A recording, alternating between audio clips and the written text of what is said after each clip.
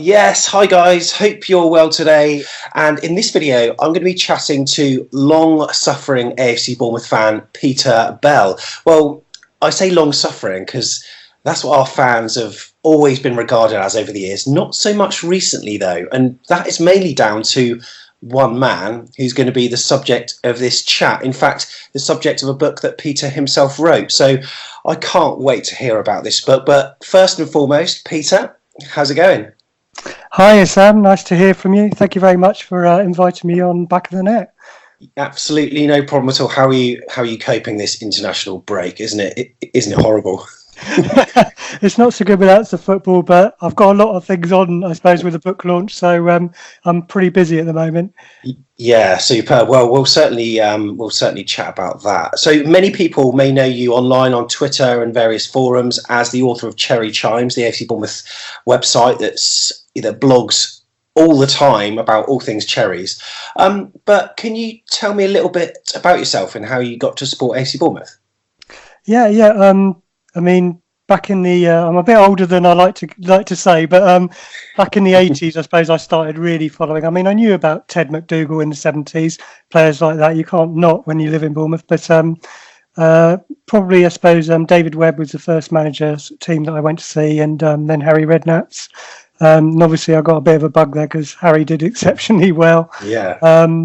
I suppose in the sort of when it got towards the 90s, I then went to university, kind of left football for a bit, and had some children, grew up, didn't really get to come back to see Bournemouth. But then back in about 2008, when Eddie Howe sort of took over, I kind of got very interested again and came down, started watching games again.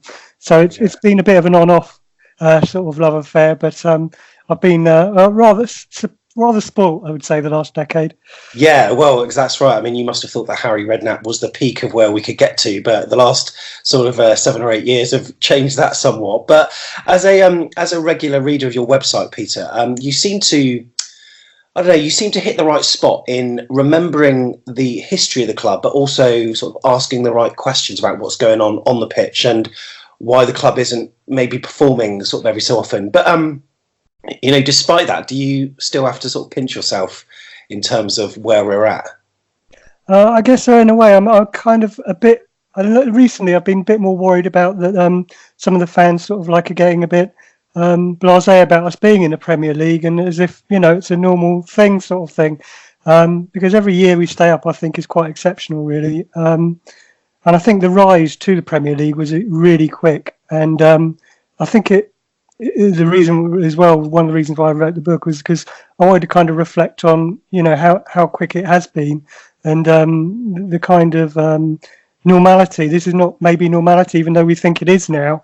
And I think, the last manager at Bournemouth before Eddie Howe was Paul Groves, and we know how well that didn't go, if you know what I mean. So I think, sometimes it's quite good to reflect on we take maybe Eddie a little bit for granted and Jason, because he's a management team, and the book talks about that, and also about some of how I think Eddie got experience from being at Burnley and things like that, and I think the last 10 years have just been phenomenal, and it's been a lot. I say the book as well that we'll go on to is a lot easier to write in the last.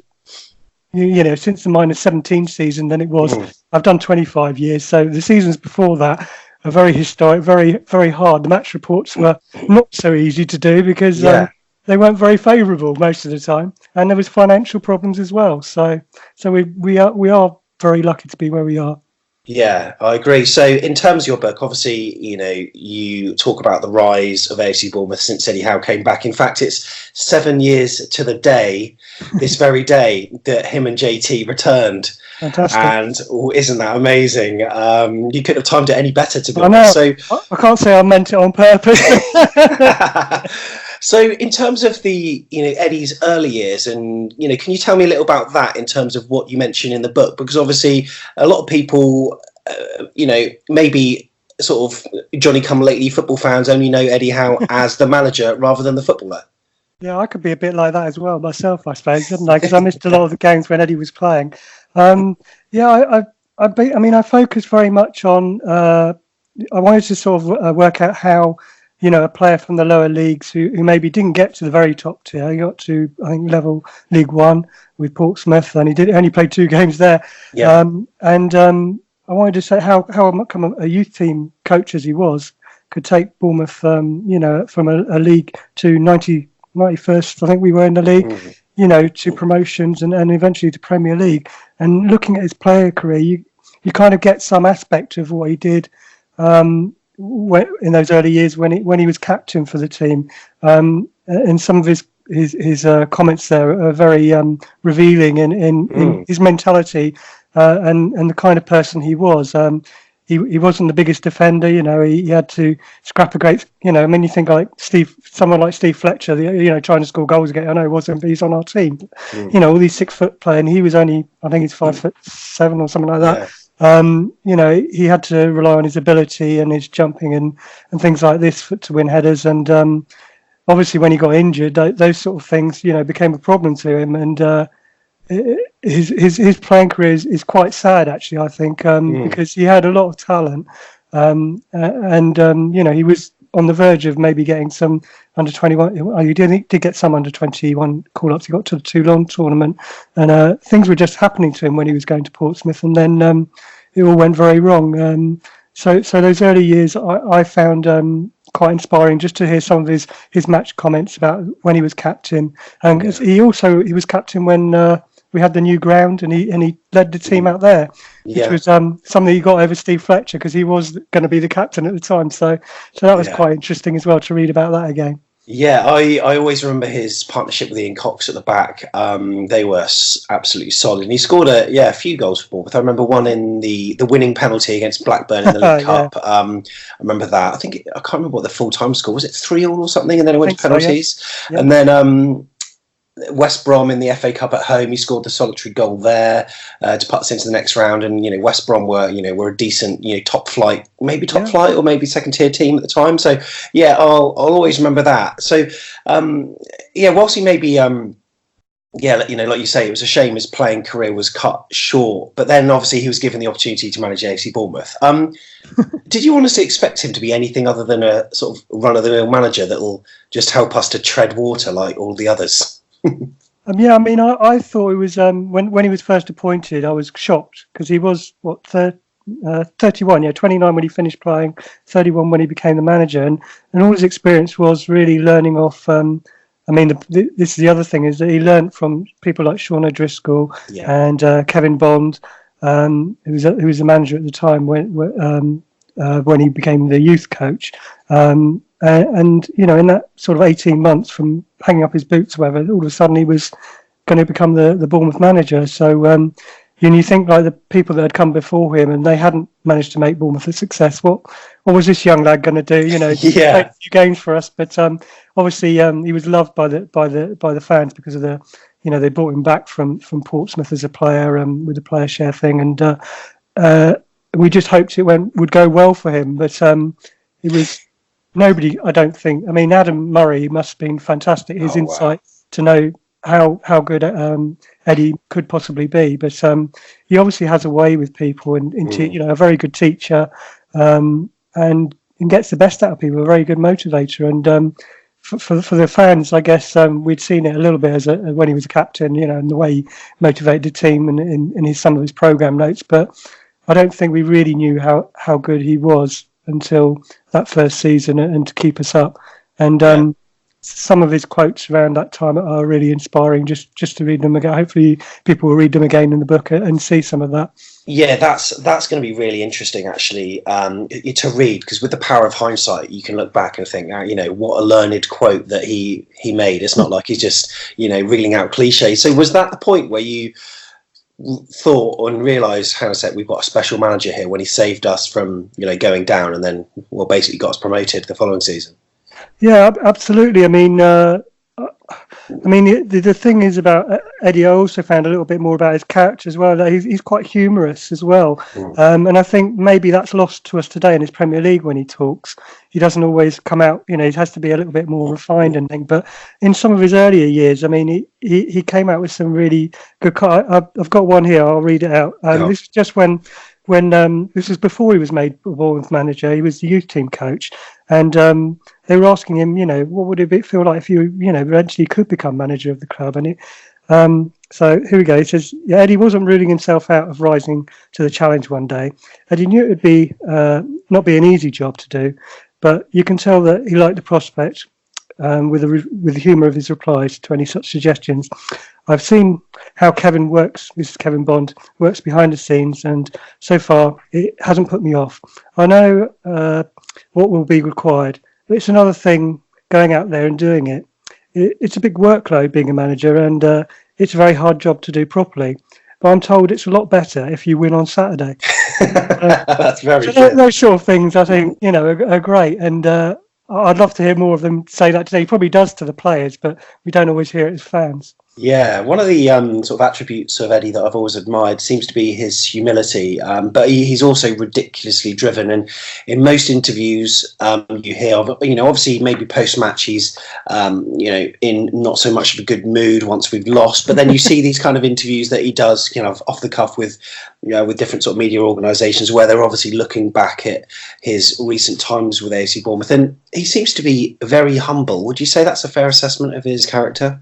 Absolutely. I mean, I think there's different aspects of his character. I think he's so articulate anyway in front of the cameras. Yeah. We're really lucky to have a manager like that who can express himself so well. I think he just likes to be honest. If we play badly, he kind of you can see how disappointed he is, because he kind of takes the disappointment personally, as if it's his fault that the players haven't performed that day. And I think that is, a quality that not many managers have. Most of them probably just read the rule books, their players coming, shouting and blinding and whatever. But he tries to leave nothing unturned in his preparation. And I think because of that side to him, I think he is, a little bit more, how can we say, not boastful of when we do well. He just tries to keep everything a level playing field, and it's a great asset to have. I wish I was like that. I kind of like to take the plaudits when people give them to me, and when they don't, I get quite upset when I get. I notice when good things happen to the club in terms of good results or positive news about the training ground. When Eddie is the person that speaks to the media, he says it's great, for everyone at the football club and everyone connected to the football club. He always seems to bring out that phrase. Sort of going back to what you previously said. Do you think he himself knows how crucial he is to the success of the club? Because I could imagine that he thinks he's just one of a big team, which of course he is, because everyone's contributed in their own way. But a little part of me must think surely he knows that without him none of this would have probably happened. Yeah, I think so. But I think it is also important to remember it is a management team. Jason Tindall hardly gets any sort of praise or talk about what he's doing, but I'm sure he has a massive influence on Eddie, and together as a team, I think they obviously complement each other really well. I think I would hope that Eddie knows how much he's liked and adored by the fans for what he's done. I think he can't not know that if he were to leave Bournemouth, then he would want to leave it in very safe hands. And I think part of him when he came back from Burnley was sort of we were 21st in the first division. We were doing badly, and it was kind of his legacy that was going to be almost ripped to pieces if we'd gone down again. And I think that was probably one of the motivations for him coming back. He didn't want to see, after all the work to get us up that far, that the club just slipped back again. And I think you can see in some of the players that he improved under him. You've got Brett Pittman, in the Championship when he scored that goal against Fulham, from the halfway line, running past so many players and slotting it in. I mean, in League Two, I couldn't imagine Brett doing something like that. He was a great finisher around the box, 6 yard. He'd knock anything in the box. But to score a goal like that and change the way he played, I think that shows you how much of an influence Eddie can do. And players like Harry Arter, his mettle and his energy that he gave to the team from a non-league player at Woking. The way he transformed him. It upsets me now that he's not playing for us still, but I think that kind of the fans can see that he's had a massive influence on not only the club as a whole, building helping building the infrastructure and things like that, and the vision for where the club could get to. But it's that precision in the players that I think particularly make Eddie a special manager. The way he can see something in a player and transform him, change him. I mean, even Josh King is now back on the wing as he was when Eddie first saw him from Blackburn. But he made him into a very good centre forward, and he can use people in different ways, and he's very good at getting the best out of people. And I think he must know that he's special in that regard. Yeah, and you mentioned Brett Pitman there. I remember hearing Brett Pitman say about Eddie that he just told him to turn and run, and he obviously took that on against Fulham. In fact, in the next game against Blackpool, he did the same. We won 4-0. Brett Pitman scored the perfect hat-trick. Yeah, right foot, left foot header, and his first goal was where it was from the halfway line again. He turned, and he went through the team like a sort of hot knife through butter, and scored a goal. So whilst Eddie's been in charge, there have been numerous milestones and various victories that we managed to get under our belt against, big teams, Liverpool, Arsenal, Chelsea, etc. But also Southampton, and they've always been looked up to by the local media, much to the detriment of AFC Bournemouth. And in one of your first paragraphs of the book, you mention Southampton. Do you feel there's maybe a little momentum shift going on at the moment? Well, I think after our result last few weeks, obviously it's been good to see. But I mean, the last couple of seasons we finished above Southampton. It was a historic win to get a win finally at their ground, St Mary's, and it's long overdue. And I think we, as a club, we probably need those sort of landmarks if we're going to build up a rivalry with them. I mean, I think there is a bit of a rivalry already, even though the Saints hate it. It's not a rivalry, they say. Do you remember when we got promoted to League One? It would have been, and before Eddie went to Burnley, there was some interest from Southampton. I can read you a little bit about that. Very quickly. Yes, only a little bit. And even there, there's a definite feeling that we were pleased to keep hold of him rather than letting them have him. They're all the clubs. Yes, yeah. So we've got the clubs were lining up for Howe, one after another. Southampton looked an obvious option as they had made a slow start in League One and needed to catch up fast. They came forward with a pitch for Eddie, and AFC Bournemouth fans feared the worst. Would Eddie Howe walk away from the success he had achieved at AFC Bournemouth? Did the last 18 months mean nothing? This is after the -17 season, the promotion. Had Bournemouth's success come at a price? And would that mean losing Eddie and JT to that lot up the road? Little did seemed fair. So imagine our jubilation when we heard the following news from AFC Bournemouth chairman Eddie Mitchell. We're very pleased that Eddie has decided to stay at Bournemouth. He's made up his mind. He's staying, whether this is Southampton, come back or not. It's a great achievement for the club to hold on to such a good manager. And I think, there's, even though we talk like a lot of them being neighbours and that, we are the only club in Dorset.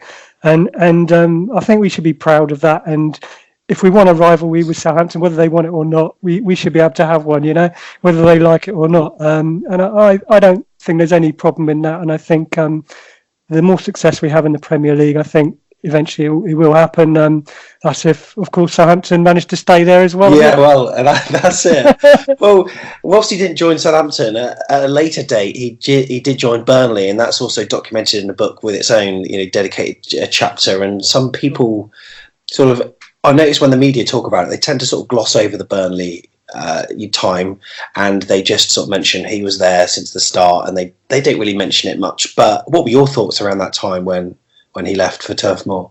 Well, I was absolutely gutted. I was one of those probably cry my eyes out to see him go, because I thought after the -17 season, I thought we had something special with Eddie, and the way the team were working. I mean, some of the football was outstanding even in those days, with the overlapping fullbacks and that, and it was something different to see. I hadn't seen some of that for a long time, and even though I thought Lee Bradbury was a good choice because it was continuity with Steve Fletcher there as well, and they had a good chart. They had several players were bought for them, and I think while we were losing steam, we managed to get to the playoffs against Huddersfield. Yeah, And, that's right. it was, and even Eddie went to the second match there, and that's a really exciting part of the book. I really enjoyed writing that bit actually. When Eddie wasn't at the club, there's some of the most dramatic turmoils, mainly because of probably Eddie Mitchell being there, and Paul Groves and things like that. But I mean, it was important that for Eddie that he did go and see whether he could be ambitious and do well at another club. It didn't quite work out at Burnley, although I don't think he was that far away from getting it to work at Burnley. He inherited a lot of problems, a Premier League side that had come down to the Championship. It was his first time managing in the Championship himself.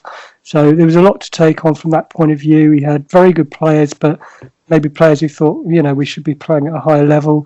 And he had to let some of them go and bring in new players, young players as well. Some of them, unfortunately, were Bournemouth players like Marvin Bartley. So that hit us as well. So, at the time, it wasn't all easy for Lee Bradbury just to take over.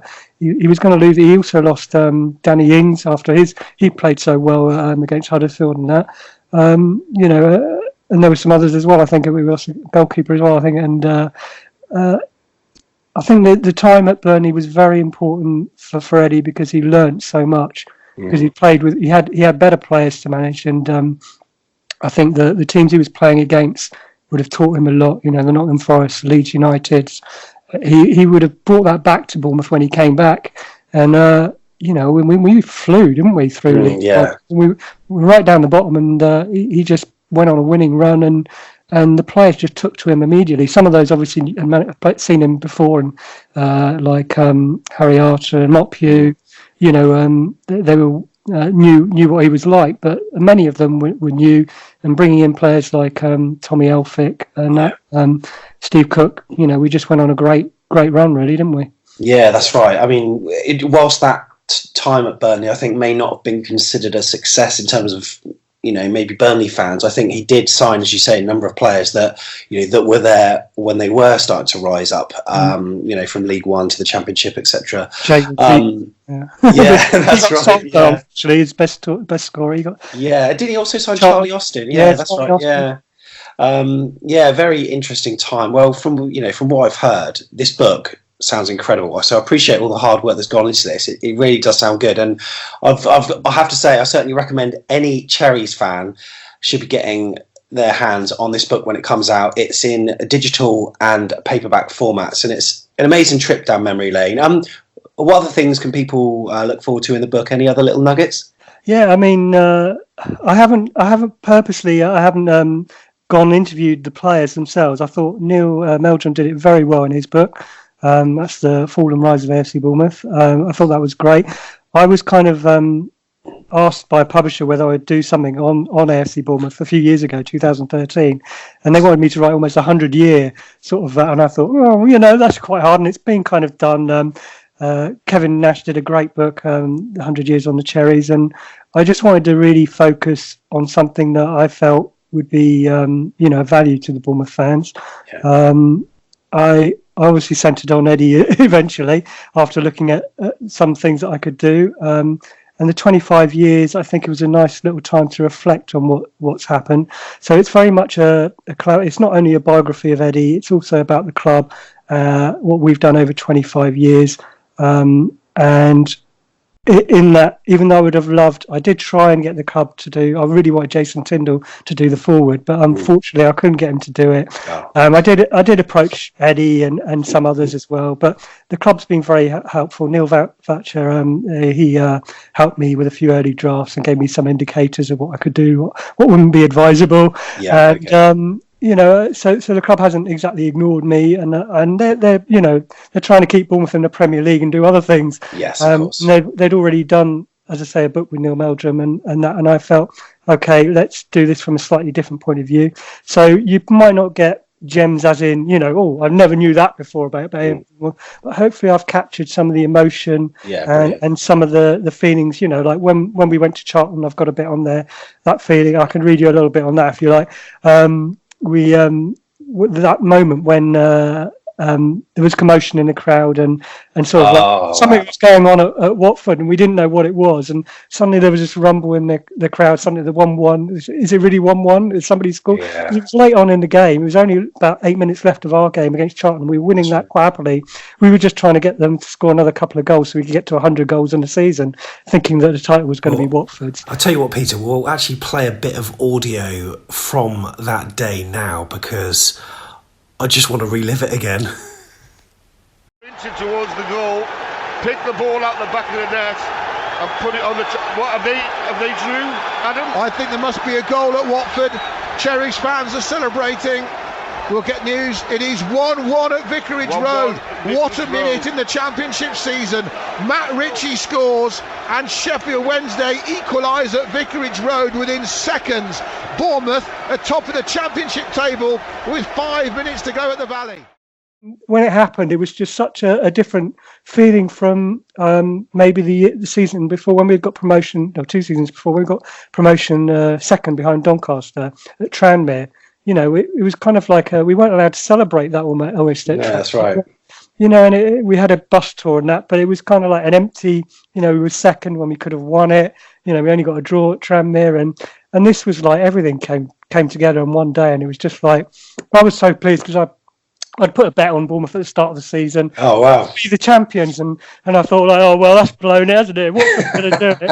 And everything, so I was well in the money as well. I'm sure a lot of us were. Yeah. It was a fantastic day. And the Charlton fans made it as well because yeah, they did. They were really, you know, a lot of them stayed behind to see the presentation. And you can see how chuffed Jeff was, Jeff Mostyn, bringing the trophy out to give to the players and it was also unrehearsed and just I don't know, it was just a fantastic occasion to be there and see that. It was a shame it wasn't in front of our own fans, but we also had a great day when we knew we were going to get promoted against Bolton, unless we had lost a 19-goal swing, I think it was, or something like that.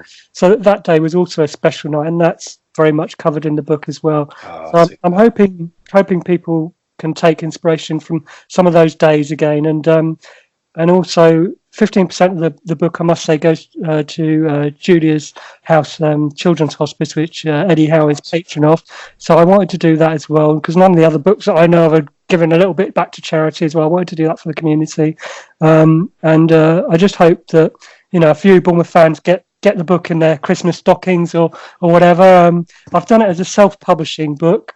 I didn't say much about my background. I'm a publishing editor for a magazine. I work in the cement industry, which is very far removed from football.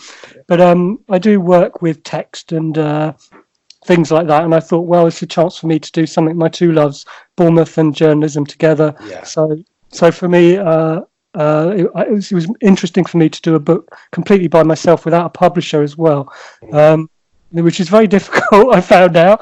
And maybe I should think twice about going on such a project. Hopefully people feel the benefit from it, because while the book is retailing for the paperback will be $13.49, I wanted to make it as cheap as possible, to be honest. I'm not really looking to make any money out of it myself. I know I won't. It'll probably be an expense to me, actually, by the amount of things that I will give away in free books and things like this. And hopefully I can give some for the back of the net readers. I think the ebook is interesting as well, because it gives you the digital. You can read through, but you can also click on the links and it'll go directly to Cherry Chimes' site. So you don't get that in the paperback. You'll have to do all the manual hard work doing that. But I think the colour pictures as well are obviously on the digital format, unless you read in Kindle. But if you look at a PC or a tablet, you'll get that colour experience as well. So there's a lot of things with the tablet and it's cheaper as well. It's $9.99. So I wanted to give people a chance to get it a little bit cheaper if they wanted it too. I know a lot of people like me, fuddies, we like to have something physical, something to put on the bookshelf. So there will be a paperback in as well, and that should be out on the 21st of October. Well, that's when I'm releasing it. It's up to Amazon. They could release it within 72 hours of that. Ooh, okay. So it could be the 23rd, but hopefully it comes out on the 21st. But it will take you, when you order it, it will take you a couple of days before that comes, because it's an instant print thing. It's not already manufactured. They have to do it to order. The digital one will come straight to you within seconds. Okay, and in terms of the digital copy, when can people get a copy of that? Is that the same That's date, or is that Monday the 14th? That is on Monday. So what we'll do, we'll pop the link in the description of this video so you can download it, and I certainly recommend you do. And I can't wait to get my hands on a copy. And yeah, as you say, it sounds like an ideal Christmas stocking filler. Peter, thank you so much for coming on today. No trouble. It's very, very good. This is an exclusive for you because you're the first broadcaster I spoke to about the book, and you've beaten some other very big names. So thank you very much for the invitation. No problem at all. And do remember also to check out Peter's website. There's actually a link to the Eddie Had a Dream book on Cherry Chimes. I'll pop that link in the description too.